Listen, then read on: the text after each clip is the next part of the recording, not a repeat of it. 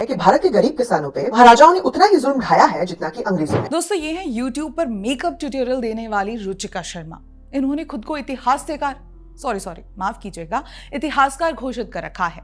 इन्हें makeup tutorial और इतिहास में फर्क नहीं दिखाई देता, इसलिए ये इतिहास के तथ्यों का भी मेकअप करती रहती हैं। दरअसल सोशल मीडिया के सहारे कुछ ढीठ लोगों ने खुद को ये पावर दे रखा है कि वे जो चाहे बन सकते हैं। मेकअप आर्टिस्ट इतिहासकार बन सकता है, ट्रैवल ब्लॉगर खुद को वेद का जानकार बता सकता है, नौकरी करने वाले बिजनेस का मास्टर क्लास दे सकते हैं। मोदी से घृणा करने वाले के पास तो इस बात का अधिकार है कि वो इतिहासकार, समाजशास्त्री, रक्षा विशेषज्ञ, जियोपॉलिटिक्स का एक्सपर्ट, वैज्ञानिक, वो कुछ भी बन सकता है। खैर, आज हम रुचिका शर्मा की बात करेंगे। ये पिछले दिनों से काफी वायरल हो रही हैं। हो भी क्यों ना, टीवी चैनल इन्हें इतिहासकार की तरह प्रस्तुत कर रहे हैं और हमारे देश में एक्सपर्ट मैन्युफैक्चर करने का सबसे बढ़िया तरीका है make in TV studio. Ruchika Sharma को भी टीवी स्टूडियो की मशीन में डालकर इतिहासकार बना दिया गया है।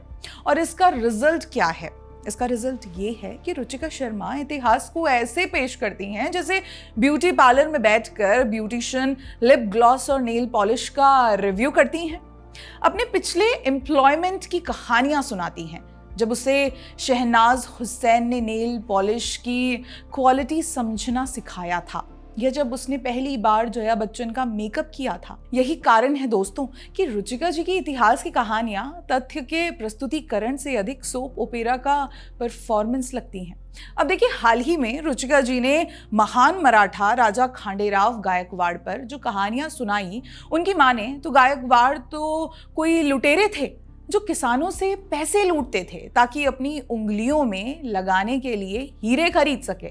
रुचिका जी गायकवाड़ द्वारा सुनाई गई नायाब हीरों को जमा करने की अतरंगी कहानियां 80 और 90 में पब्लिश्ड मनोहर कहानियां टाइप सुनाई देती हैं।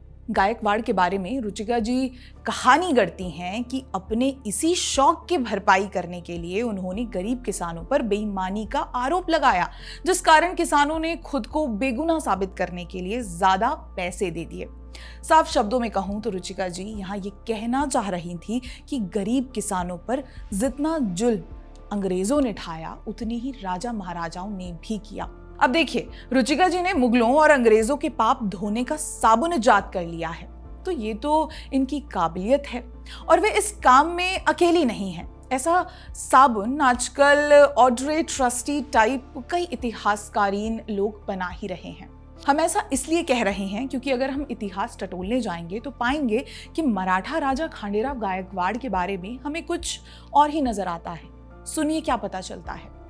मराठा राजा खांडेराव गायकवाड़ 1856 से 1870 तक बड़ौदा, वर्तमान में बड़ोदरा के महाराजा थे और उनके शासनकाल के दौरान उन्होंने कई ऐसे काम किए जो भारत के विकास और सांस्कृतिक धरोहर के लिए महत्वपूर्ण रहे।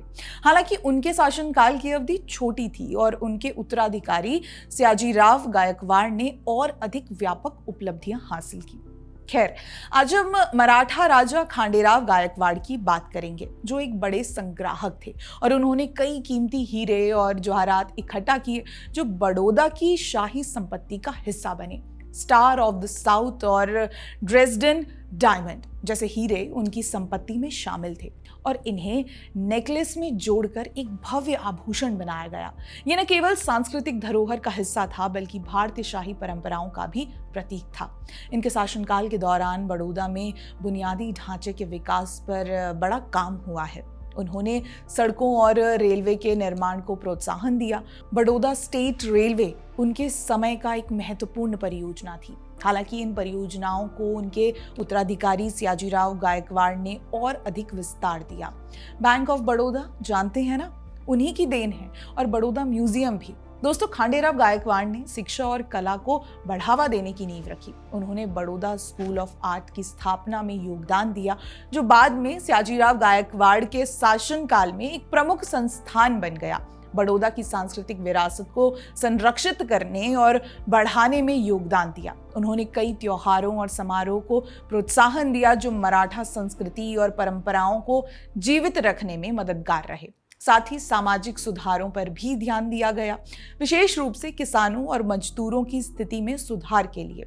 उन्होंने भूमि राजस्व प्रणाली को और अधिक न्यायपूर्ण बनाने के प्रयास किए, जिससे किसानों पर बोझ कम हुआ। अब इससे ये तो साफ होता है कि मराठा राजा खांडेराव गायकवाड़ ने कभी भी किसानों के साथ गलत व्यवहार नहीं किया, हमेशा ही उनकी स्थिति में सुधार के लिए कार्य किए हैं। तो रुचिका जी किस आधार पर ये कह दे रही हैं कि खांडेराव गायकवाड़ ने किसानों से जबरदस्ती रकम वसूली? मतलब आप खुद ही देखिए दोस्तों, गायकवाड़ ने बाबा साहेब अंबेडकर को पढ़ाई के लिए विदेश भेजा, भारत का पहला राजकीय विश्वविद्यालय बनाया, बालिका शिक्षा को लोकप्रिय किया, उद्योग लगाए, जो इलाका आज भी देश का समृद्ध इलाका है।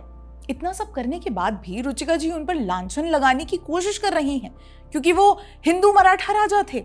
जाहिर सी बात है दोस्तों, इन ब्यूटिशियन इतिहासकार को मुगलों का आतंक तो नजर आएगा नहीं। हाँ, राजा महाराजाओं के आतंक की कहानियां जरूर गढ़ेंगी। रुचिका जी अपने YouTube चैनल में आई शैडो और इतिहास का कॉन्सेप्ट तो बहुत अच्छा रखा आपने, लेकिन अफसोस आपका इतिहास उतना ही धुंधला है जितना आपकी आई शैडो। आपने इतिहास को ऐसे पेश किया है जैसे वो कोई फैशन ट्रेंड हो जो हर सीजन के साथ बदल जाता है। लेकिन याद रखिए, इतिहास बदलता नहीं, सिर्फ आपकी समझ बदलती है। अपने इतिहास को राजनीतिक एजेंडे से जोड़कर उसे और ज्यादा कंफ्यूज्ड किया है। आपकी हर बात में एक राजनीतिक रंग होता है, चाहे वो मराठा राजा हो या मुगल सम्राट।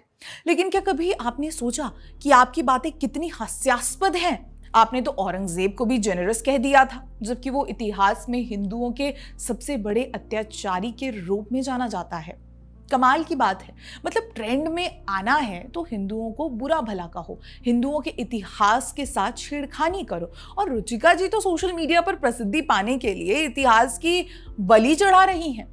देखिए, बुरा मत मानिएगा, मगर आपकी वीडियोस में इतिहास की जगह आपकी आई शैडो ज्यादा चमकती है।